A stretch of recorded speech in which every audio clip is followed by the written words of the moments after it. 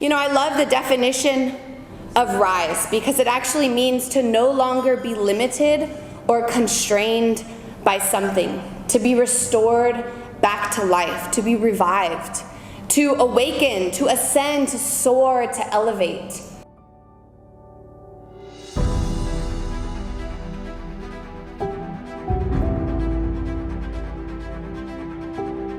Good afternoon, everyone. My name is Steph, and it's an absolute privilege to be able to stand up here and just talk to you all about my life and where I've gotten to so far in my journey with God.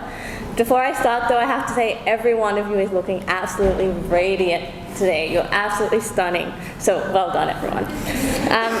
So a little bit about me. I was born and raised here in Sydney. I'm the youngest in a family of 4 with an older brother.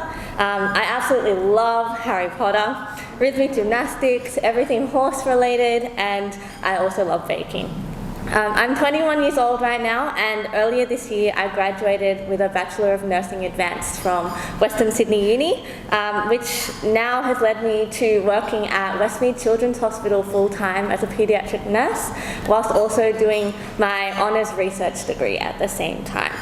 So throughout my life, I've accomplished probably very similar things to what a lot of you guys have accomplished, but I've had to overcome a few hurdles to get there.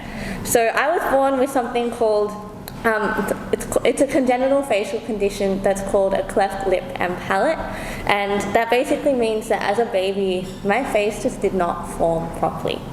So that resulted in medical treatments basically from the day I was born. I think I'm up to about 15 surgeries now, and we're currently planning my next one. So as you can probably imagine, that posed quite a few challenges, and growing up I knew a lot more about which pain medication I needed to take rather than how to make friends. But don't get me wrong, my childhood was amazing. My family really made sure that it was, and I'm forever grateful for them, for my mum, my dad, and for my brother. They just treated me as a normal kid and literally gave me every opportunity that they could so that I could experience what life is all about. And to my mum, who is here today, I just want to say a massive thank you. You've been my rock, my #1 supporter in absolutely everything. You've you've celebrated my achievements with me, but you've picked me up whenever I've been down at rock bottom, whenever I've just crumbled. You've always been there with patience, with no limit, and always been there to pick me back up. So I love you so much. I'm so grateful for you, and you are the best mum in the world. So growing up with a very visible facial difference is something that affected me before I even realized it. So there's something about going out in public when either you're 14, 4-year-old, whatever age, and you're just blatantly stared at. There's just something about that that demonstrates to you that you're different and that sometimes you really don't belong in the world. And so situations like that would happen most days, nearly every day, and made me quite uncomfortable and made me develop this very deep insecurity in myself, in my appearance and my abilities. Emotionally, I often disconnected myself from basically everything because it was just too much to bear, too much to handle every single day. So every so often I'll break down crying. Mum would be there to help me pick back up, but it just was made very clear to me sometimes that I just wasn't good enough for other people. But one thing I am very grateful for growing up was that I was sent to a Christian school. So this school taught me all the basics of Christianity. It introduced me to God from a very young age, and the main lesson that really stayed with me was that I was never alone growing up. That God was always there. Whether I believed it or not at that point, I just knew that I wasn't alone. And one example where I really felt that was in year 6, I chose to go to this selective maths camp with only 3 other girls from my grade at school, but I wasn't very close with them. But I have to say that camp was one of the most lonely experiences I've ever had. Just because all the other kids could not get over the fact that I looked so different, but my brain still worked like theirs. So I tried to stay with the other girls from my school, but they shut me out. I tried to get to know some other people, but they didn't really want to get to know me, so that didn't really work. And so I don't remember if I actually prayed to God at this time, but I knew that even though nobody else wanted to talk to me, that God was still there. God was still there by my side, making sure that I was okay. And I will always be grateful for my school for helping me to learn that. So it wasn't until year 12 that I decided that I actually wanted a relationship with God, and that was something that I really needed. Year 12 was 2 years post my biggest surgery so far, and after that surgery I had multiple complications which resulted in additional surgeries and a lot of anxiety around all the medical treatment that I was getting. So one of the hardest things that happened at that time was that I developed really constant nerve pain. So I don't know if any of you have ever experienced nerve pain, but it's this really sharp, stabbing-like pain that just shoots through like the areas of your body. And for me, it was around the bottom of my jaw. And anytime I would eat, if I ever bit my lip, like I would just be in agony. And this would happen at any time, or sometimes even at night.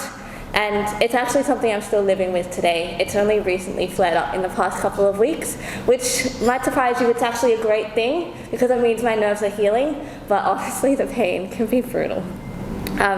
So having that pain significantly affected my studies at the time, and I just couldn't concentrate. And I'm pretty sure you all know how important focusing, studying, and exams are in year 12, right? Made it a little difficult. So a lot was happening at that time, and I just crumbled. I felt so alone. I didn't know what to do, and I didn't know where to turn until one of my friends actually pointed me towards God. I distinctly remember that night because I was crying in bed quite late, and I just couldn't handle what was happening. And I was actually messaging one of my friends, and she was like, "Have you ever thought about like God, like how God could help you?" And I was like, no. So that was a massive turning point. So I went and talked to my chaplain, started going to a church, but I thought I was starting to live a Christian life, but church me and the rest of life me was completely different. So I knew that something wasn't quite right. Fast forward 3 years, this was last year, I was ready and starting to look for a deep relationship with God. I was longing for it. And that's when I met some of the incredible women that are here today. To say they helped change my life would be an absolute understatement. They walked with me, cried with me, helped me to develop a relationship with God, with love, patience, kindness, and I honestly don't know what my last year would have looked like if I didn't have God or the amazing women that are around you. So I've had many people tell me over the years that they admire my strengths and that I haven't allowed what I've been through to stop me from going after what I want. But the truth is, I have been very scared. I've hidden from the world, and I've actually loved COVID because it meant for me that I could wear a mask. I could hide my face, I could hide my difference. And that was like a very big confidence boost because people couldn't actually tell that I was different. Yet the thing that's given me the strength not only to fight for my own life, but to fight for others has always been God. Since becoming a Christian and just knowing that I'm not alone and that God, who is the creator and master of the whole universe, is walking alongside me, that's the kind of comfort and peace that literally no one else can give you. But that is what a relationship with God can give you. And every day it gives me the courage to push beyond my greatest fears of meeting people, of talking to people, even talking to you guys. I was terrified, but I'm sure you're all lovely people, and I will come and talk to you. But yeah, God is honestly the one who helps me to push past these fears and face these challenges that we have in life. So God has given me an opportunity to help other women to rise through their challenges because of the ways He has helped me overcome my own. I look at life now as an opportunity to touch people's lives and show them that, like me, you are not alone. My scars remind me of my battles that God has fought with me and the people He has put in my life to support me through every single trial. I still have daily battles and challenges. I've got a massive one coming up, but I know that I will overcome them because God is with me.